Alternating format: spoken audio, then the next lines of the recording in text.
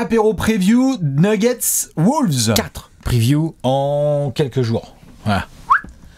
On fait au mieux, on s'organise en fonction du planning NBA qui, comme chacun sait, est huilé. Fluide. C'est moi ou pas? Une Le premier tour croise le second tour, mais c'est un détail. Une thalassothérapie qui n'est pas au top de sa santé physique, mentale et émotionnelle entre le 15 avril et le 4 mai. En tout cas, là, on a une petite série sous les yeux. Waouh! Waouh! Wolves Nuggets! Denver, Minnesota. Incroyable. J'aime bien! Ouais. On va se régaler sur cette série, évidemment, on vous laisse vous installer tranquillou bilou, vous les connaissez, ce sont les previews Made in Trash Talk, on les a faites au premier tour. Il y a des équipes qui sont en vacances, on parlera très rapidement de nos amis de Phoenix, qui ont eu un focus, et également les Lakers, qui sont dans le rétroviseur. Il y a du monde en vacances, ça commence à tomber. Exactement, le tarif des crèmes solaires est en train de tomber, tout le monde se régale. D'ailleurs que d'ici là, que nous ayons, entre le moment où nous tournons cette vidéo et le moment où elle va sortir, peut-être même que d'ici là, il y aura d'autres équipes en vacances. Peut-être. Il est possible. Ce qui est sûr, c'est que vous connaissez cette chaîne YouTube et que en ce moment, en fait, quel moment on ne passe pas ensemble? C'est ça la question. À charbonnade là en ce moment. Waouh. C'est ça? Comme ça qu'on dit. Des pâtes charbonnara, exactement. Là, franchement, on est tout le temps ensemble, c'est merveilleux, on adore. Et justement, on va respecter le même modèle. Fan des Nuggets et fan des Wolves, vous pouvez bomber le torse. Vous avez passé le premier tour des playoffs. Pour certains, c'était annoncé, pour d'autres, pas forcément. On va revenir là-dessus. Pour certains, c'était facile, pour d'autres, un peu moins. Tout à fait. Ouais. Ce qui est sûr, c'est qu'un modèle, quand il fonctionne, on ne le bouge pas, sauf si vous êtes fan des Bulls. Évidemment, on va démarrer. C'est Matisse Biard. Exactement. On va démarrer évidemment avec la dynamique des deux équipes. On parlera de Denver et Minnesota sur ce premier tour de playoff, comment ils ont géré, ce qu'on a bien aimé et un peu moins aimé. On parlera ensuite, Alex, d'un petit point tactico-technique. Tactico-technique, bien sûr. Le petit point stratégie, l'ajustement ou le truc qu'on attend de voir qui nous paraît être décisif dans la série à venir. Pas forcément un joueur ou quoi, parce que les joueurs, on s'en occupe derrière. Exactement. Avec un petit joueur à suivre. Tout à fait, dans la partie, évidemment, pour finir tactico-technique, vous le savez, dans cette série, on verra quels coachs sont sur le banc. Certains seront peut-être en chaise roulante ou en béquille. On parlera de monsieur Chris Finch, tout à fait, et peut-être pas si on verra, ça peut être compliqué. Non, c'est clair, c'est complicado ce qu'il a. Même il doit avoir la jambe comme ça, là, c'est un peu, il a la jambe tendue. Un peu compliqué. Je crois, hein. On verra. La jambe tendue, je crois, cette blessure-là. Tout à fait, on parlera de l'assistant, notamment des Wolves, qu'on aura très hâte de voir face à monsieur Mike Malone. Comme tu l'as dit, joueur à suivre. Là, on fera un petit zoom sur un joueur qui va nous attirer toute notre attention. Ouais, ou qui soit une star, soit c'est vraiment un facteur X qui va avoir un rôle déterminant dans cette série. Un rôle défensif, un rôle offensif. Enfin voilà, un joueur à suivre. Exactement. Et puis, on terminera avec l'avenir. Pronostic. Le pronostico, comme d'hab, ça vous le savez ici sur cette chaîne. Pronostic, c'est carré, clac, boum, ça rigole pas. Alors justement, je propose une petite innovation. Vas-y, je t'en prie. Monsieur le juge. Ah oui, bah oui, pourquoi pas. Puisqu'on fait la dynamique des deux équipes, tu sais quoi, je clappe comme ça, hop, on fait la dynamique des deux équipes, on va démarrer parce que Alex, monsieur le juge, on a été bons tous les deux sur Denver? Oui. Oui. Moi j'avais dit 4-2, toi aussi? Moi aussi 4-2. Oh, il y a 4-1, honnêtement ça aurait pu être un 4-2. Et en termes de manière, je pense que, parce qu'au-delà des pronostics, je trouve que c'est vrai qu'on passe beaucoup de temps à regarder le pronostic de la personne et à critiquer le résultat que la personne avait proposé. Je pense que ce qui est le plus intéressant, on va le voir d'ailleurs, là on a un bon exemple, c'est que la série Nuggets-Lakers, si tu regardes la vidéo preview, on avait plutôt bien senti et bien pronostiqué, preview, tout ce que tu veux cette série. Oui. Sur la série Wolves-Suns, on va pas se mentir, il y a des points qui avaient été vus. Moi j'avais parlé de l'agressivité importante au cercle des Wolves et tout, on a vu que c'était important. En revanche, en termes de physionomie de série et donc de résultats, là, on était loin du compte. Walou. Très très loin. Et c'est pour ça qu'à chaque preview de série, on vous demande de balancer votre pronostic. Est-ce que vous aviez annoncé déjà une qualif des Wolves? Bravo à vous. Et 4-0, ça, il n'y en avait pas beaucoup qui l'avaient annoncé. Victoire magnifique de Minnesota, on en a parlé évidemment dans le retour des Suns. Hein, cette grande vidéo que les gens évidemment regardaient en entier. La dynamique, Alex. J'ai envie de donner en effet un petit coup d'œil sur nos amis des Nuggets qui donc en tant que champion en titre, j'ai envie de donner le ton tout de suite. Ça ne va pas du tout être la même série. Et je trouve que Denver, même s'ils se sont qualifiés 4-1, ne m'ont pas non plus hyper séduit sur ce premier tour de playoff. Ça peut mieux faire quand même. Pas séduit, je sais pas rassuré. Pas rassuré, pas on séduit, voit, voilà, en termes de démarrage de quête d'un back-to-back, 4-1, c'est, je trouve, un peu flatteur par rapport à l'opposition qu'ont proposé les Lakers. Il y a des très bons points. Jokic est en forme. Jokic est dominant. Jokic ceci, Jokic cela. Bon point quand même si je sais qu'on peut critiquer un peu ça. L'autre, il envoie une série de fous furieux face à un énorme défenseur. Donc c'est bien. Des matchs un peu démarrés à la traîne. Des matchs démarrés à la traîne, des matchs démarrés en tongs. Contre les Wolves, attention à cette affaire, parce que c'est pas la défense des Lakers extérieure notamment. Le premier rideau, mon gars, c'est pas Dilo et Rive. Voilà. Et puis, des fins de match, ça va pas être la même ambiance. On va en parler dans cette série, ça va être différent. Même si je pense qu'en fin de match, les Nuggets ont montré, justement, pour le coup, ça c'est plutôt le côté un peu plus... Autant je suis pas rassuré dans la manière globale, autant putain par contre en termes de sérénité les enfoirés, waouh, ils ont peur de rien, même quand les mecs jouent pas très bien. On a parlé de Jamal Murray, qui donc fait une série de premier tour avec des pourcentages bien en dessous de ses standards habituels en play-off, largement, mais par contre l'autre, quand faut sortir de la boîte et assassiner l'adversaire, l'autre il fait, c'est bon, j'ai, don't worry, j'ai. Et il a mis 2 game winners dans la même série, c'est très très sale. Et vraiment, il a été propre quand il fallait être propre, alors que tout le reste de la série, c'était pas ouf. Le banc de Denver, on en reparlera, n'a pas été extrêmement réjouissant sur ce premier tour de playoff, on peut en parler. Par contre, Michael Porter Jr., lui aussi, on en reparlera, a été exceptionnel sur ce premier round face aux Lakers, à la fois dans le scoring, dans le shoot de loin et même dans la percussion dans le jeu.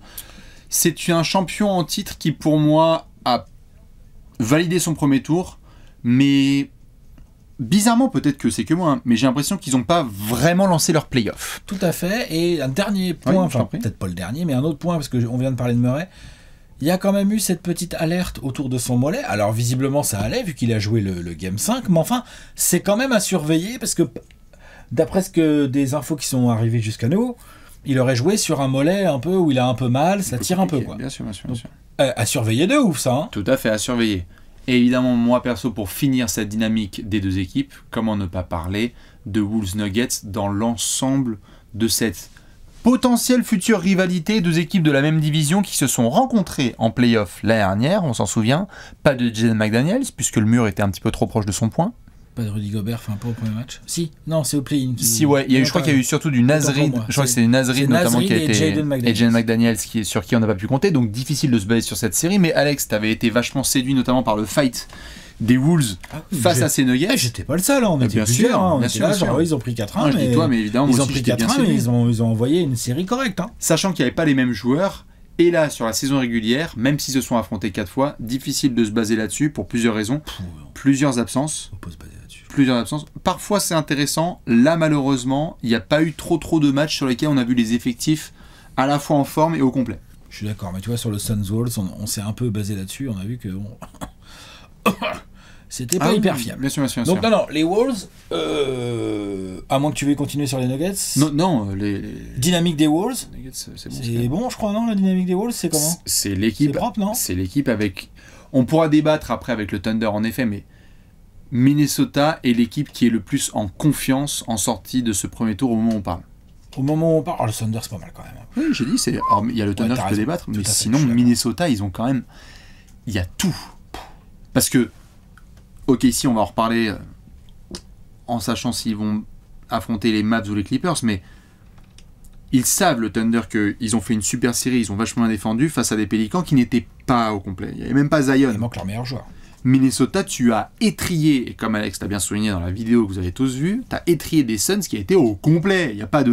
Il manquait pas un... Ils les ont étriés. Allez, il y avait Grayson Allen un peu blessé, mais non, mais ils les ont éparpillés. Ils les avaient éparpillés. Et ils les ont éparpillés avec la manière. C'est-à-dire que le côté défensif, les Wolves sont arrivés, défense numéro 1 de la régulière, ça s'est vu bien fort en play-off. Ensuite, il y a eu le côté physique. Ils sont en confiance physiquement, les joueurs sont... On voit bien, quoi. Gobert, il est grave en forme, Towns, ça va, Jaden McDaniels et Anthony Edwards, ce sont des athlètes immenses et qui, en plus, là, sont en forme physique. Mike Conley, ça va, les mecs du banc aussi, enfin... Ça va. Après, je touche du bois, j'espère que je vais pas leur reporter la poisse en disant ça, mais a priori, ils arrivent, ils vont jouer les champions en titre, les Nuggets, avec leur équipe au complet, voilà, quoi. Ils sont là, à part le coach, effectivement... Qui a mal au genou, mais c'est emmerdant, mais enfin le gars est pas censé courir.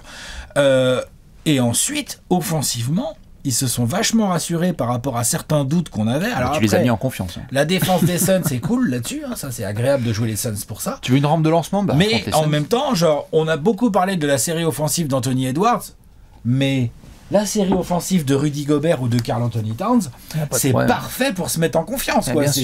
Là, je vais te chercher les stades. Towns a mis... Putain, Towns, il a mis 20 points par match à 53% de loin. C'est une menace. Comme a dit Anthony Edwards, arrête de faire des fucking fautes et tout ira bien. Preuve étant, quand il est sur le terrain, tout va bien. Il y a 15 points par match de Gobert, 14 points par match de McDaniel, 12 points par match d'Alexander Walker, 12 points par match de Mike Conley. C'est Naz Reid qui a été incroyable. Naz Reid, il est à 10 points par match. Enfin, quasiment 10 points. Il y a 1, 2, 3. Il y a 6 joueurs à plus de 10 points et un presque à 10 points. Il y a 7 mecs. Le noyau. Tiens. Au niveau de la confiance, là, Chris Finch, genou, il peut s'asseoir, il peut pas s'asseoir, on va voir. Par contre, il a des certitudes, Chris Finch. Il a un noyau de 8 joueurs, plus un petit Montemoris, qui a joué un peu là contre les Suns Vitef, quoi, tu vois. Mais il a son noyau de 8 joueurs. Il sait avec qui il va jouer. Et les 8 joueurs connaissent leur rôle. Ils savent un peu quand est-ce qu'ils vont rentrer et pourquoi faire et à la place de qui. C'est vrai. Ça, c'est une force. En termes de dynamique, les Wolves sont super bien. C'est la meilleure dynamique pour moi de ce premier tour. Ils sentent que là, ils affrontent le champion en titre, mais qu'ils veulent tenir le regard. Et je pense que c'est ce qui contribue aussi à cette hype et cette excitation autour de cette série. C'est que c'est pas des petits louveteaux là, qui prennent le premier sweep de leur histoire pour aller en demi-finale face au champion en titre avec un des meilleurs joueurs de sa génération et de tous les temps au poste de pivot, on va en parler. Mais vraiment dans la continuité de Anthony Edwards, qui, t'as l'impression, peut absolument tout faire, et prendre chaque challenge personnellement, pour Minnesota, ils sont favoris dans la série. C'est le groupe qui s'est fait fumer l'année dernière. C'est pas un groupe qui débarque. C'est un groupe... ils n'ont pas la même expérience que les Nuggets, ils viennent pas de gagner des finales NBA, mais Mike Conley, il n'a pas commencé la NBA hier. Rudy Gobert, mine de rien, il en a fait des campagnes de playoff, le Rudy, hein, mine de rien, ça commence à... Voilà, hein. Alors, attends, ça n'a pas une expérience de fou en playoff, mais il y est allé un petit peu quand même. Et Anthony Edwards a montré que, l'expérience ne fait pas tout. Puisque lui, voilà. Mais donc... Il a décidé d'être le meilleur joueur au monde. C'est intéressant de voir que ces Wolves ont, on peut le dire, même s'ils ont peut-être un avantage de dynamique, ils ont peut-être un déficit d'expérience par rapport aux Nuggets quand même, faut pas déconner. Mais ce déficit d'expérience, c'est pas non plus des petits lapins, quoi. C'est pas des petits lapins de 6 semaines là qui débarquent. Tout à fait. La dynamique est donc excellente. Et ce sont deux équipes de la... Quelle série ça va être, ça? J'allais en parler... Je sais plus sur quoi. Vous le savez, hein, à chaque fois, il y a des aires particulières en NBA avec des divisions qui sont dingues. La division Nord-Ouest.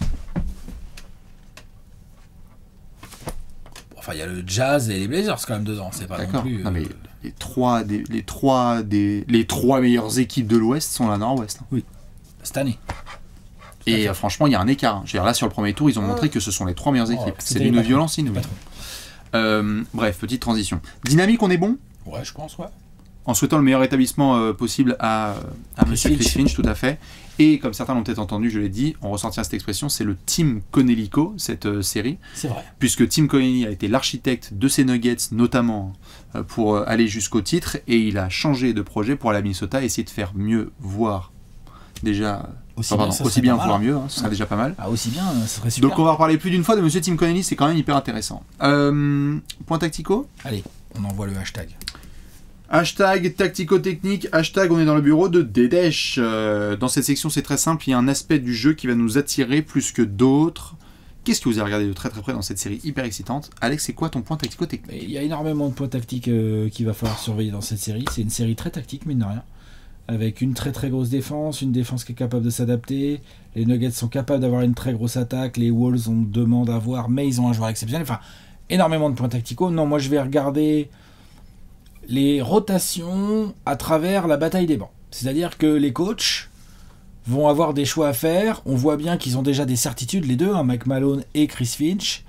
Pour une fois, j'aurais presque envie de dire que Chris Finch en a presque plus sur ses rotations que Mike Malone. Mike Malone contre les Lakers, là, moi j'ai pas forcément toujours compris l'utilisation de son banc. Après, le banc n'a pas non plus été d'un apport si fou. Je te confirme. Au-delà de l'utilisation par Mike Malone qui était parfois douteuse, je trouve que les joueurs sur le terrain, Christian Brown Reggie Jackson, Peyton Watson. En gros, c'est ça le banc des Nuggets. Il y a qui d'autre? C'est les 3 premiers qui sortent. Et après... Justin Holiday, il a utilisé vite fait là, mais bon, c'est vite fait quand même. Hein. En gros, c'est ça le banc. Reggie Jackson, Christian Brown et Peyton Watson. Pas forcément dans ce ordre. Dans une série face à des Lakers qui sont plutôt plus petits. Là, on est dans du big boy basketball. Attention à peut-être des garçons qui vont re-rentrer dans la rotation parce que soudainement, t'es content d'avoir Zeke Nagy.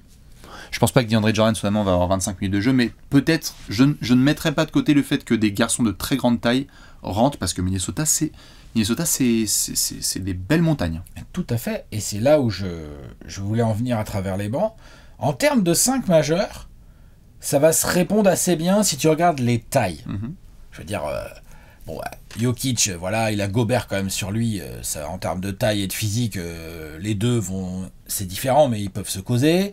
Aaron Gordon est un peu plus petit que Karl Anthony Towns, mais en termes d'athlète, Aaron Gordon, il n'a pas peur de grand monde. Ouais, tu pourrais même mettre Michael Porter Jr. en face. Après, Michael Porter Jr. qui est très très grand, mais ça va. Jaden McDaniels n'est pas petit, tu vois, ça va pas rigoler. Kentavious Caldwell-Pope est un 2 assez grand finalement, enfin 2 mètres quoi. Un peu plus grand qu'Anthony Edwards, qui lui est un athlète fabuleux, enfin tu vois, voilà. Et le McConley Murray, voilà, je pense qu'il y a une bataille athlétique et physique entre les 2-5 majeurs qui peut s'équilibrer, peut-être être un peu à l'avantage légèrement des Wolves qui tabassent fort et qui sont un peu plus jeunes, ok, et notamment Anthony Edwards et Gobert qui font mal à l'adversaire physiquement. Mais là où je pense que ça va encore plus potentiellement se voir, c'est avec les bancs. Moi, j'étais assez impressionné de la série de Nickel Alexander-Walker face aux Suns. L'autre... il va être utile là encore. L'autre, il y a Jaden McDaniel sur le terrain. L'autre, il rentre, il fait attendez, mais c'est moi le meilleur défenseur extérieur de l'équipe, là. Vous êtes des oufs. Et il m'a impressionné. Il avait la bouffe pour.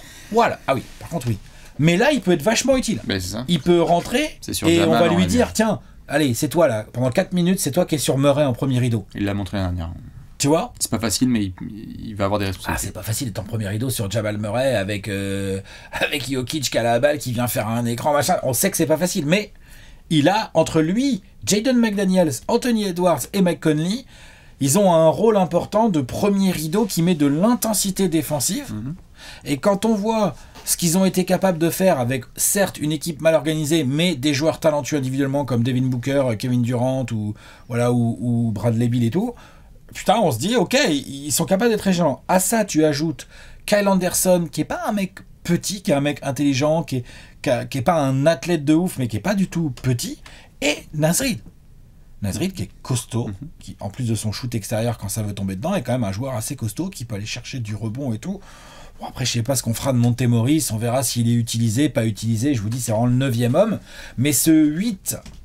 des Wolves, et donc avec la rotation, les 3 joueurs principaux du banc, c'est-à-dire Nickel Alexander-Walker et Naz Reid en option numéro 1, et Kyle Anderson qui rentre, on voit ses minutes en fonction et tout ça, ok, je pense qu'il y a un vrai avantage pour les Wolves en termes de bataille de banc, donc, je parle d'avantage théorique, hein, donc je veux bien voir, Mike Malone et son staff, ils le savent, ils ont vu la série, ils savent, tu vois.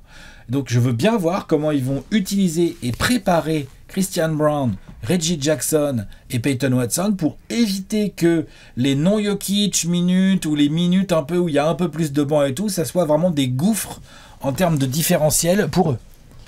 Vraiment, c'est un vrai sujet pour les Nuggets, je pense. Bien sûr. Parce que là, tel quel, les rotations qui ont été utilisées face aux Lakers, je les vois pas fonctionner aussi bien face aux Wolves. C'est pas possible. Donc c'est un vrai sujet. Ah bah, tu peux pas te permettre. Tu peux pas te permettre d'avoir Naz Reid et Nickel Alexander-Walker qui est muselle et se balade. Puis Naz vient d'être élu 6e homme de l'année. S'il y a bien une série sur laquelle il peut avoir un impact énorme et sur laquelle il n'a pas eu l'impact sur la première série, hein, face aux Lakers, ça allait pas. Face aux Suns. Ça allait pas, puis ils n'avaient pas eu besoin de lui presque. Pas besoin, hein, tu vois.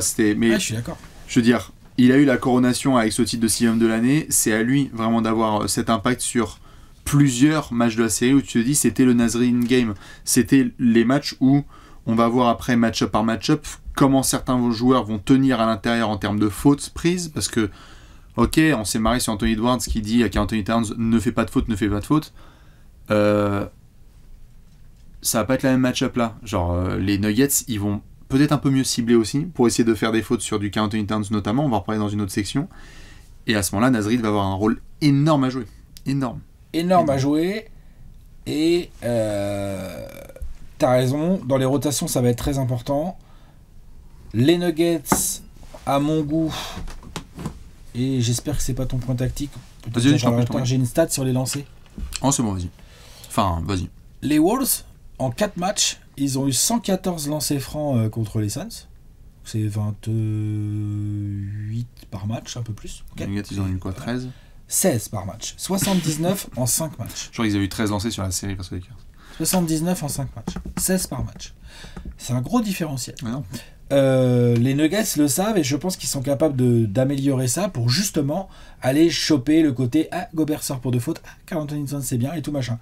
Mais les Wolves aussi vont représenter une toute autre opposition à ce niveau-là pour les Nuggets. T'as pas super envie. En gros, comment t'organises ton attaque? Tu vois, est-ce que Jokic il se fait un peu travailler dans les pick and roll, parce que les Suns sont pas du tout assez faits à mon sens. Est-ce qu'à mon avis les Wolves vont faire de manière simple quoi? Ils vont essayer en tout cas, hein, tu vois. Ça va être intéressant de voir l'impact physique et je pense que Nickel Alexander-Walker, Naz Reid et Kyle Anderson ont un vrai gros rôle à jouer, c'est-à-dire de prendre le relais du joueur qui remplace et d'amener la même intensité. Et je pense que les joueurs du banc des Nuggets en sont un peu moins capables. Donc j'ai envie de donner un avantage théorique là-dessus aux Wolves. Théorique, j'entends. Théorique, bien sûr. Bah, de toute façon, alors si Kyle Anderson sera encore dans la rotation sur une série comme ça. Tu crois qu'il y est pas? Pourquoi il y serait pas? J'ai l'impression que Finch a essayé aussi un petit peu de réduire et qu'on a eu des matchs où aussi les Wolves se débrouillaient très bien sans Kyle Anderson et à voir si c'est le type de match-up sur lequel il peut vraiment avoir un impact. Je pense que oui sur le papier. Il nous réveille Montemoris, l'ancien de la maison Nuggets? Je sais pas, hein. Pourquoi pas, il a été bon avec les Nuggets. Hein. Ou peut-être que ça va être une rotation à 7 et qu'en fait... Ouais, mais depuis, c'est un peu perdu, Montemoris, mais il a été bon à l'époque avec les Nuggets, attention. Je connais bien. Hein. Donc voilà, t'as quoi, toi, en tactico? Tout le monde dans la raquette. Les points dans la raquette. Les points dans la raquette, ça concerne tout le monde. J'ai un petit focus sur nos amis de Denver. Denver, top 5 de la saison en points marqués dans la raquette. C'est une équipe qui... On glorifie souvent leur très très beau jeu, collectif, mouvement de ballon, etc. Mais c'est pas une équipe qui va te sanctionner, comme on l'a vu notamment sur le premier tour avec les Lakers, avec une banderie façon Boston Celtics de shoot à 3 points dans ta gueule. Ils en sont capables sur certaines séquences. Mais c'est surtout une équipe qui va dire, nous sommes ici, l'arceau est là, et à partir du moment où on va faire du jeu de passe, on va se retrouver sous l'arceau et on va avoir le meilleur shoot possible. Tu parles du jeu sans ballon d'Aaron Gordon ou ce genre de choses. Tout le monde, les gars qui cutaient l'année dernière avec Bruce Brown et tout, c'est à l'arceau. À l'arceau. C'est une équipe qui est top 5 cette saison en points marqués dans la raquette. Denver est trop fort à ça. Parce que soit il y a du rebond offensif, soit il y a Jokic qui score, soit il y a Aaron Gordon, soit il y a Michael Porter Jr., même Jamal Murray pénètre très très bien. T'as des KCP qui savent qu'ils doivent être en percussion vers l'arceau. Et je te parle pas de Christian Brown et Peyton Watson, c'est pas des catch and shooters d'élite qui vont plutôt à l'arceau. Ils aiment bien attaquer ça. Donc, Denver doit imposer son style de jeu qui doit être dans la raquette. On n'est pas dans la raquette des Lakers. Et encore, la raquette des Lakers, elle était pas si mal défendue, mais là, je pense que les Wolves est mieux défendue. Disons qu'il y avait Anthony Davis, et qu'à côté, c'était un petit peu ric-rac, mais que là, par contre, on va élever d'un niveau, parce qu'au-delà de Rudy Gobert, vous pouvez débattre autant que vous voulez, mais vous avez la longueur de bras des Jalen McDaniels, les aides de certains garçons, la taille, comme tu as parlé de Naz Reid, la taille de Karl Anthony Towns, Anthony Edwards qui vient pour les seconds rideaux. Donc, les Wolves ont cette certitude, c'est que Denver ne va pas venir te tabasser sous coup de banderie à 3 points. Ils peuvent être meilleurs, on en a parlé ensemble, ils n'ont pas été bons à 3 points. Il faut mieux shooter. Denver n'a pas été bon à 3 points sur cette première série, tout à fait. Donc, ils ont besoin de mieux shooter. Mais dans quel type de jeu on va retrouver cette équipe de Denver? Elle ne va pas se laisser se faire dicter le jeu par la défense des Wolves. Elle va pas dire, bon, bah écoutez les gars, très très bien, en fait, on a compris leur système, il y a Karl Anthony Towns qui va être en défense sur Jokic, Rudy Gobert qui va venir essayer d'aider, ils vont barrer la première ligne de pénétration, on va finir à quoi? 65 points à la fin du match? Tu peux pas partir là-dessus. Denver va être agressif. Et je pense en premier lieu, avant tout dans la raquette, pour essayer d'ouvrir ces espaces après de shoot pour d'autres garçons. Parce qu'après, tu essaies de créer le bordel dans la défense des Wolves, ce qui est compliqué, mais ils vont devoir passer par là. Donc du coup, ça veut dire que j'attends que pour un Michael Porter Jr. qui a été très efficace à 3 points, il puisse y avoir ce shoot à 3 points aussi, mais qu'il ait cette capacité aussi à aller au mastic, à aller à l'arceau. J'attends que Aaron Gordon, qui n'a pas été en efficacité à 3 points, montre à quel point il peut être très fort sur pénétration et score. J'attends qu'un Nikola Jokic, qui évidemment va être dans un challenge exceptionnel là, face à la défense des Wolves, et notamment avec Rudy Gobert, mais on reparlera après de Karl Anthony Towns, disent, bon les gars vous êtes sympas, mais en fait vous pouvez pas faire grand chose contre moi, donc je vais marquer le point dans la raquette. Tu ne peux pas Phoenix l'a montré, tu ne peux pas laisser Minnesota pioncer dans sa raquette. Tu te fais sweeper. Une équipe de jump shooter contre Minnesota, ça pourrait être d'autres équipes, mais tu vas te faire punir. Parce que c'est parfait pour Rudy Gobert, c'est parfait pour Karl Anthony Towns. Ils ont pas eu trop à bosser sur cette série contre Phoenix. Alors c'est aussi parce que, et je pense pas que les Nuggets feront cette erreur, je suis d'accord avec toi, il faut pas avoir peur d'aller chercher Minnesota sous son cercle, mais c'est quand même là où ils sont le plus forts. C'est compliqué. Mais un truc que Phoenix n'a pas du tout fait et que, à mon avis, Denver va vraiment faire, c'est obligé, mettre en difficulté Rudy Gobert un minimum.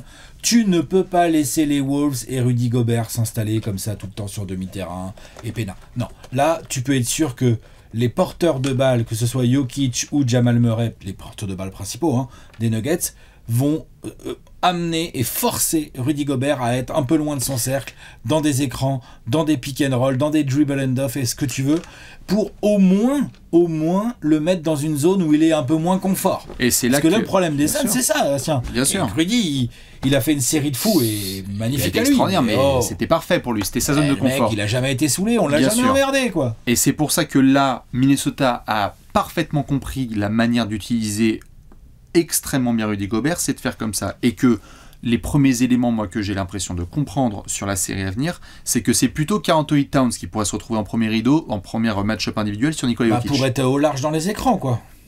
Pour être avec Nikola Jokic, même si ça joue pas dans le poste, et avoir Rudy Gobert qui protège ton cercle. Ouais, tout à fait. Donc il va falloir que Denver, comme tu le dis, soit suffisamment intelligent pour ne pas rentrer dans ce type de jeu-là et fasse le nécessaire pour que des Aaron Gordon et des Michael Porter Jr. viennent justement sanctionner cette équipe à l'intérieur. Mais ils vont avoir besoin de Gordon qui met aussi des tirs dans le périmètre.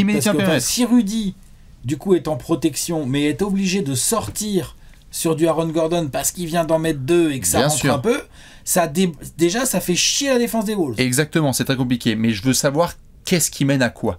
C'est que j'ai le sentiment que Denver va, j'espère pour eux, être en percussion assez rapidement pour tester notamment cette défense Minnesota, et après ça va te créer ces lignes de pénétration et de kick-out pour des garçons qui vont être seuls à 3 points. Je ne crois pas qu'ils vont soudainement devenir très très chauds à 3 points et que ça va ouvrir des lignes de pénétration. Je pense que c'est dans le sens inverse. Et de l'autre côté pour Minnesota, bah évidemment, tu l'as bien vu sur l'agressivité que tu as pu avoir sur ta première série de playoffs. Denver n'a pas 150 protecteurs à l'arceau, c'est une défense collective solide, mais c'est surtout des garçons très intelligents qui sont plus proches du sol qu'autre chose, malgré quelques beaux athlètes. Donc à Minnesota aussi d'aller chercher ses fautes, d'aller chercher ses lancers, d'avoir ce côté, comme tu l'as dit, dur. Minnesota joue dur, et d'imposer cette condition physique à l'intérieur, parce que je ne crois pas non plus que Minnesota va rentrer dans une match-up de jump shooter avec Denver et devenir soudainement cette équipe extraordinaire. C'est pas leur jeu. Exactement. Ils n'ont pas les shooters pour. Et donc du coup, comme Anthony Edwards, pour finir, l'a bien précisé, Karl Anthony Towns, c'est magnifique quand il est là et qu'il ne prend pas de faute. Denver va devoir faire prendre des fautes à Karl Anthony Towns. Ça passe. Tout à fait, mais ça passe notamment pour créer les premiers décalages par Karl Anthony Towns et le mettre dans la galère. Et donc j'ai très hâte de voir ça. Tous les soirs, je regarderai les points dans la raquette. Et je pense que l'équipe qui a imposé davantage son jeu dans la peinture remportera cette série. Okay. Le banc pour Alex. La peinture pour Bibi. On va parler d'un joueur ? Allez, joueur à suivre. Joueur à suivre. Y a-t-il un joueur qui vous excite sur cette confrontation entre Nuggets et Wolves? Alex, c'est qui ton joueur à suivre? Mon joueur à suivre, c'est Michael Porter Jr. C'est pas le joueur dont on a parlé le plus là depuis le début de cette preview. On l'a évoqué tout à l'heure. Tu l'as dit qu'il avait été énorme là contre les Lakers. Je confirme. 23 points par match, 8 rebonds, un peu plus d'une interception, 55% au tir, 49% à 3 points. Je veux dire, dans une équipe où ça a très très mal shooté, ça a fait du bien. Ça a mal shooté de loin. Les Nuggets, ça a vraiment des pourcentages. On parlait de Murray ou même de Jokic, mais KCP c'était compliqué. Aaron Gordon c'était très compliqué. Donc ils sont à 30% collectivement sur la série. Et l'autre est à 49%. En prenant en considération. C'est un truc de fou. Donc le rôle de Michael Porter Jr., surtout par rapport à ce que tu viens de dire, c'est assez intéressant. C'est-à-dire que les Wolves ont un 5 majeur et même des joueurs de banc où il y a beaucoup de monde qui défend bien. Tu as des choix à faire. C'est-à-dire que tu as Jokic et Murray, des primary attaqueurs, quoi. Je sais pas comment, enfin des attaquants vraiment de premier ordre, quoi. Jokic, en admettant que la théorie de Bastien soit la bonne, c'est-à-dire qu'on envoie d'abord en premier rideau du Karl Anthony Towns et on voit un peu Gobert comment il se positionne, mais en gros, c'est pour ces gars-là. T'es d'accord? Je pense que ça va être Aaron Gordon sur... Est-ce que un gars comme Jaden McDaniels, qui est chaud comme une braise et qui est motivé comme jamais, est-ce que tu envoies tout de suite sa longueur de bras et sa vitesse de déplacement en premier rideau face à Jamal Murray en te disant, bon, Anthony Edwards, reste sur KCP, c'est pas la mission la plus compliquée, ou c'est Mike Conley qui va sur KCP. C'est un jeu d'échecs extraordinaire cette série. Donc comment tu fais? Et à mon avis, t'as raison, je pense que Aaron Gordon va être un mec qui va être géré un peu de plus ou moins près ou de loin par Gobert. Ça, je suis assez d'accord là-dessus. En revanche, tu as un truc dans les extérieurs qui est que tu as un sujet Murray. Tu veux pas que Murray, tu veux que Murray continue à pas être bon au tir. Tu veux pas de Michael Jordan Murray. Tu n'en veux pas de ça. Tu sais que ça existe parce que tu as vu les playoffs d'avant, tu as vu ses finales NBA, tu l'as vu dans la bulle. Tu veux pas de ça. Tu as vu comment il est clutch et tout, et les Wolves, tu veux pas de ça. Donc tu as très envie de lui mettre de la bonne grosse intensité physique tout de suite. J'arrive sur Michael Porter Jr. Et c'est un peu dommage, je trouve, même si Edwards est un athlète fabuleux, de lui demander ça parce qu'il peut, un, prendre des fautes à la con, et deux, il va gâcher de l'énergie, ils vont avoir besoin de lui de l'autre côté. Sûr. Donc je vois bien, sur pas mal de séquences, je vois bien la tentation côté Wall d'essayer de dire Conley, bien sûr, duel de meneur, mais vas-y Jaden McDaniels. Quand ça switch, tu y vas, tu t'imposes dans le truc et tu y vas, c'est toi qui prends le relais en fait sur Jamal Murray et t'essayes et tu sais, et ils sont très aware comme on dit en anglais et tout, ils ont conscience de ce qui va se passer, donc les dribble and dove, t'as vraiment pas envie de laisser trop le duo Jokic-Murray faire sa petite musique parce que t'es mort. Et dans ce cas de figure-là, je veux bien voir qui va être le joueur qui, au final, sera sur Michael Porter Jr. Est-ce que carrément, ils vont mettre Conley, qui est vraiment beaucoup plus petit, j'ai du mal à y croire. J'ai l'impression que ça va être pour Anthony Edwards, très souvent. Sauf si Anthony Edwards dit non, j'en ai rien à péter, je prends toutes les missions, je suis Michael Jordan, je prends Jamal Murray, et de l'autre côté, je mets 35 points. On sait jamais, hein, moi je veux bien. Hein. Mais je pense que Michael Porter Jr. est du coup un facteur X incroyable de cette série. Si Michael Porter Jr. continue à shooter comme ça, il est énorme. Hein. Et il en est capable. Ah ouais. Faut pas oublier que Michael Porter Jr., c'est vraiment en taille, c'est Kevin Durant. C'est vraiment 2m08, 2m10. Ah, c'est Karl Anthony Towns, hein, il regarde droit dans les yeux. C'est ça. Ouais. C'est haut, c'est long. Donc si il a vraiment des joueurs plus petits que lui, qui parfois en plus, parce qu'ils viennent un peu aider, arrivent d'un peu de loin, et que du coup il a des shoots, t'inquiète pas, hein, Murray, Jokic, tout ça, ils vont le trouver. Comme ils ont fait contre les Lakers, ils vont le trouver. Et donc, pour la défense de Minnesota, où t'en parlais tout à l'heure, ça c'est un danger. Parce qu'en fait, je vois ce que tu veux dire par les points dans la raquette, et je suis d'accord, il y a beaucoup de choses qui vont se passer là. Mais justement, c'est ça le sujet. C'est que, est-ce que Denver va être à l'inverse d'une équipe voilà, comme Phoenix qui n'avait pas de plan de jeu, est-ce que Denver, qui est le roi des plans de jeu depuis, tu vois, quand même pas mal de mois là, c'est le roi des plans de jeu, est-ce que justement, ils vont dire à Minnesota, ah, vous nous laissez ça? Ah ben Michael Porter Jr., il va mettre 24 points par match, les gros. Ça va bien vous saouler. Tu vois, est-ce que c'est ça aussi? Et donc, quand tu vois ce qu'il a été capable de faire aux Lakers, je dis pas qu'il a été super bien défendu, mais il a été défendu. Mais il a mis les shoots ouverts, il a mis des shoots contestés, il a mis aussi, parce que lui, quand il prend feu, voilà, il est relou. Et donc, je pense que son rôle va être extrêmement important en attaque à travers la réussite qu'il peut proposer. Le volume, il l'aura. Les tirs, je suis sûr qu'il va les avoir. Est-ce qu'il va les faire tomber? Voilà, on verra. Et de l'autre côté du terrain, attention mon poteau. Attention mon poteau, parce que là c'est pareil, il va y avoir le même jeu d'échecs de mismatch. Sur qui il va se retrouver? Est-ce que il peut... Enfin, Michael Porter Jr. Conley, et puis voilà. C'est pas une bonne match-up pour lui. Non, mais bon. Voilà. Non, mais sur Conley, sur Jaden McDaniels, il va pas aller sur Anthony Edwards, hein. Je pense qu'il va se retrouver dans des switches à la con à devoir défendre Karl Anthony Towns. Je pense aussi que dans d'autres situations de switch, il va se retrouver à devoir protéger le cercle. Je pense que les Wolves vont être plus intelligents que les Suns et vont essayer de sortir quand même un peu Jokic. Michael Porter Jr. va être obligé de être... Alors c'est pas un contreur, hein, il va pas se transformer en contreur, mais au moins de protéger son rebond défensif. Il en est capable le rebond. Hein. Alors, il a un rôle clé. Ouais. Franchement, je serais vraiment pas surpris qu'on se retourne et qu'on se dise ah, bah, les Wolves ont fait très très mal aux Nuggets, et c'est vrai que Michael Porter Jr. fait pas sa série. Ou inversement, Michael Porter Jr. il rentre tous ses tirs et les Wolves n'ont pas de réponse. Surprise du chef, c'est un des meilleurs scoreurs de sa génération. Padam. Facteur X de fou furieux, Michael Porter Jr. pour moi. À cause de des conséquences des jeux d'échecs qu'il risque d'y avoir. Bien sûr. Voilà. Qu'est-ce qu'on a à ma gauche?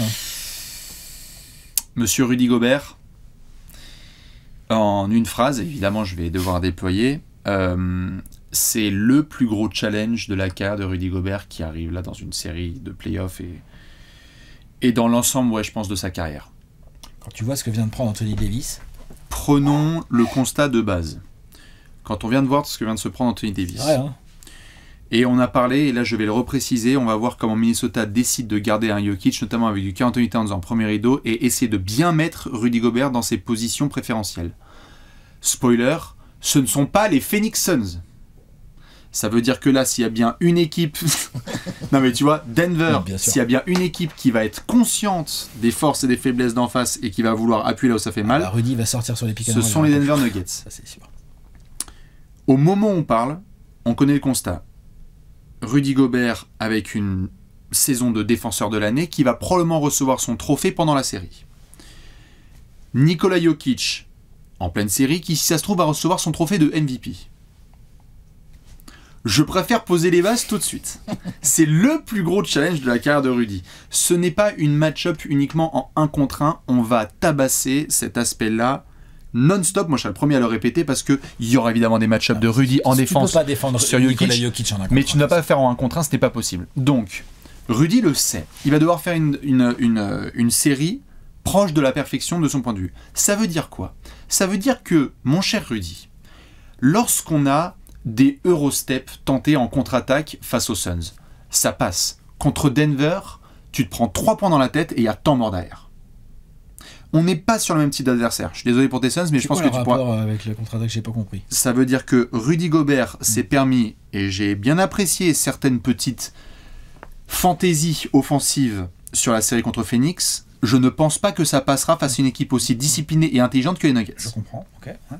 Les Suns ont autorisé ça, ça arrive, mais Rudy, on l'a vu, il y a eu des fade-away avec la planche, il y a eu des Eurostep en contre-attaque, il y a eu des coast-to-coast main gauche. Je ne pense pas que contre Denver, c'est une équipe qui va autoriser ça et qui va se dire bon bah très bien, et puis on encaisse et puis basta. Non, c'est une équipe qui va savoir comment faire sortir Rudy de sa raquette, comment essayer de le provoquer, comment Jokic va vouloir aussi gérer certains money time, parce que on l'a dit là quand même, ok, Jokic il fait sa série contre les Lakers, c'est indéniable. Mais je pense que s'il y a bien un mec là qui a envie de montrer qui est qui, comme il l'a déjà prouvé par le passé, c'est Nikola Jokic. Nikola Jokic, là, il arrive à dire, vous avez la défense numéro 1 de la NBA et votre défenseur de l'année. Attends, mais moi, je suis le meilleur intérieur un des meilleurs intérieurs de l'histoire et le meilleur intérieur de ma génération.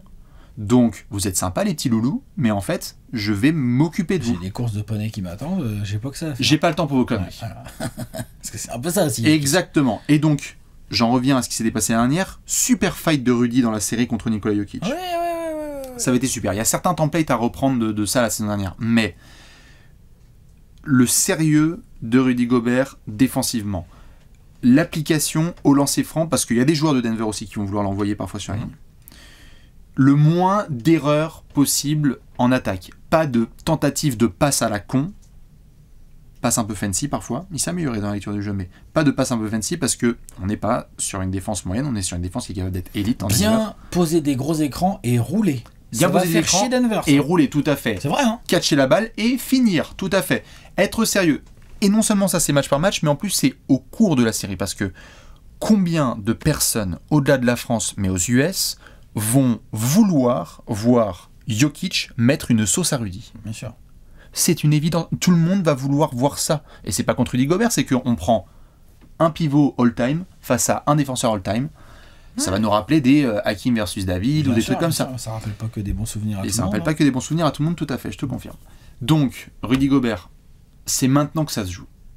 Et c'est incroyable. Combien de fois dans sa carrière on pourra lui dire que tu affrontes un champion en titre avec un MVP qui va là être couronné, je pense, on verra, hein, mais peut-être MVP, ou en tout cas déjà 2 fois MVP dans sa carrière.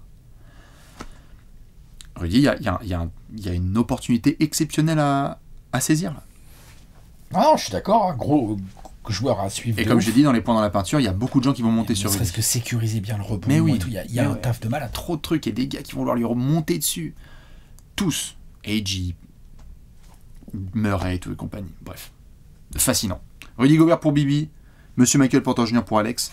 Il faut qu'on finisse évidemment Pronostico avec tout à fait les pronostics. Dans cette section, c'est très très simple.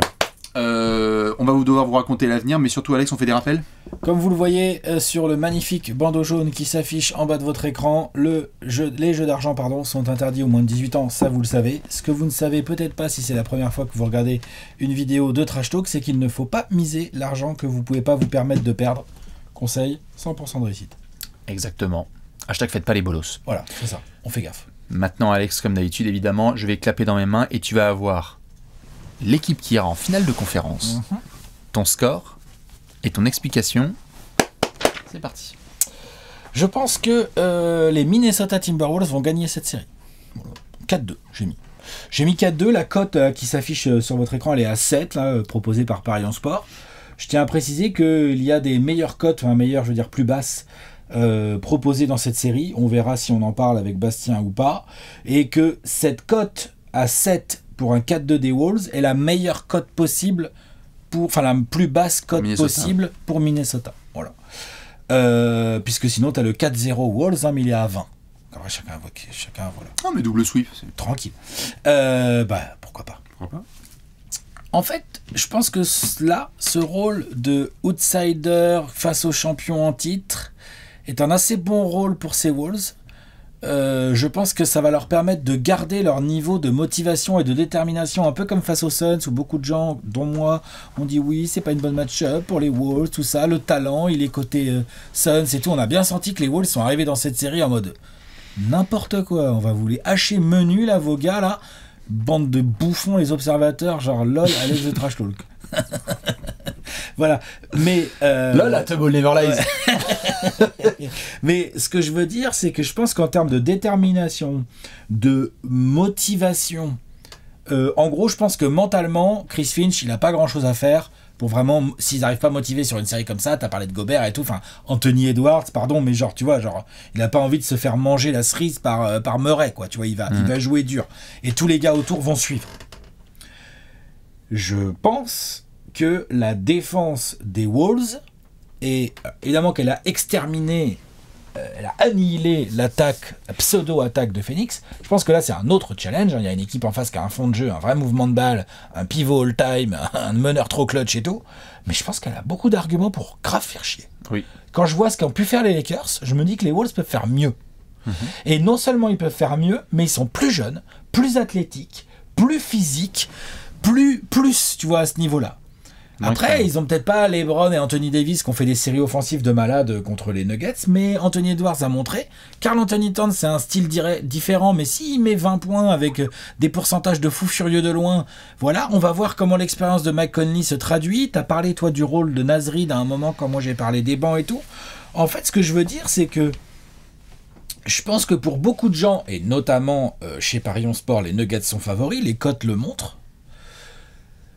Je pense que oui, sur le papier, je pense que sur le terrain, la régulière des Wolves et le fait qu'ils finissent 3e derrière les Nuggets et tout, voilà, ils n'ont pas l'avantage du terrain. Je pense que dès le match 1 ou le match 2, ils peuvent récupérer l'avantage du terrain, vraiment.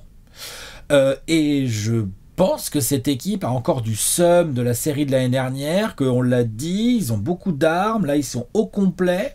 Moi je pense qu'ils peuvent le faire, et j'ai pas été si rassuré que ça par le premier tour de Denver. Pour peu que Murray, son mollet, ça soit un peu compliqué, parce que c'est pas une blessure qui se guérit bien, le mollet, on le voit avec Giannis et tout. Attention les Nuggets, il y a en face de vous un adversaire, mais tellement sérieux, quoi. Voilà. 4-2 Wolves, cote à 7. Je mets 4-2 principalement parce que comme t'as pas l'avantage du terrain, je pense que tu vas pas non plus gagner, je sais pas, en prendre un à Denver, c'est déjà super. Après, il va falloir être souverain à la maison, mais il y a moyen. Il y a moyen, et leur public va être en fire total. Minnesota sweep les Suns et sort le champion en titre. C'est mon pronostic. Enfin, le sweep des Suns n'était pas mon pronostic. Non, mais c'est le fait qu'ils le parcours extraordinaire des Wolves, c'est ça. Sortent les champions en titre me paraît possible. Me paraît possible, tout à fait. Ouais. 4-2 Wolves. Sur le terrain, je comprends. Tu sais que j'aurais pas cru la pronostiquer, celle-là. Comme quoi, c'est intéressant de faire les previews, évidemment, par rapport à ce qu'on fait dans le bracket science-fiction, où on se lance, tu vois. C'est intéressant de modifier nos dynamiques. C'est-à-dire que là, j'estime vraiment que la dynamique des Wolves est meilleure que celle des Nuggets. Mais vraiment. C'est ça qui me fait pencher, moi. Et le banc. Je comprends. Une série de nazeries, attention. Ouais. Après, on va voir. Alors, qu'est-ce qu'on a en face? On a un petit pronostic ou pas? Denver 4-3. J'entends tout sur la dynamique des Wolves et vraiment ils nous ont fermé nos gueules sur le premier tour. Là on change de niveau les copains. C'est les Denver Nuggets en face qui peuvent jouer encore mieux que ce qu'ils ont fait au premier tour. Bah oui. Ça a traîné des pattes en début de match, ça a pas très bien shooté à 3 points et surtout les Lakers c'est leur petit. Donc là lorsqu'il va falloir jouer face à une équipe qui vient de montrer au premier tour que ça veut jouer très sérieux, je pense que Denver va jouer mieux sur 48 minutes. Avantage du terrain. On oublie de le mentionner, mais c'est Denver quand même. Je viens d'en parler. Ouais. Moi, je pense qu'il va être annihilé au match 1 ou 2. Très bien, j'ai très hâte de voir si Minnesota peut le tenir évidemment à domicile par la suite. C'est autre chose. Tout à fait. Premiers éléments là-dessus, donc on est d'accord. Deuxième, pour le moment, nous n'avons pas eu, je laisserai Alex confirmer, mais de situations dont on avait parlé dans la preview, notamment sur Wolves, qui sont des situations de fin de match serrées. Pour le moment, Minnesota a apprécié son premier tour, notamment parce qu'ils ont botté le cul des Suns. On est d'accord là-dessus. Oui.